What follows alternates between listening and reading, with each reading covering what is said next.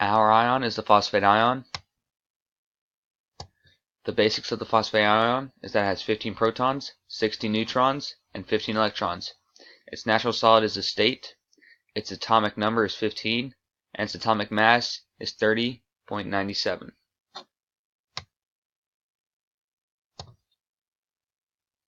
How are phosphate ions used throughout the body? A very prominent type of phosphate ions in the body is the calcium phosphate ion. Their purpose is to help the body use mineral nutrients to strengthen the teeth and the bones. Another example of a phosphate ion is a sodium phosphate ion. It can be used as salt for many different purposes, ranging from absorbing water to being put on your food.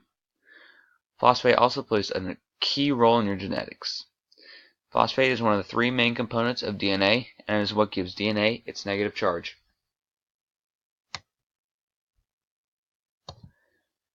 How do phosphate ions negatively affect the body? Phosphate ions are, for the most part, beneficial to the human body. However, phosphate ions do have some negative effects. Too much phosphate in your body can cause various health issues, such as kidney damage and osteoporosis. Too little phosphorus can cause many health issues as well. White phosphorus is the most common form of phosphorus and is the most dangerous form of phosphorus known to us. White phosphorus can cause skin burns, and while the skin is burning, damage to the liver, heart, or the kidneys can occur. The origins of phosphate ions. The phosphate ion can be found in large amounts in the soil. Phosphate can also be found especially in rocks. It is currently a limited resource that is used for various industrial purposes.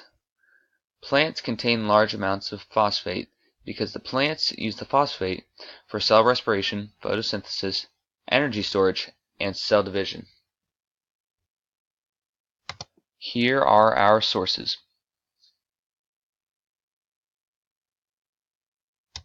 Here is the link to our video.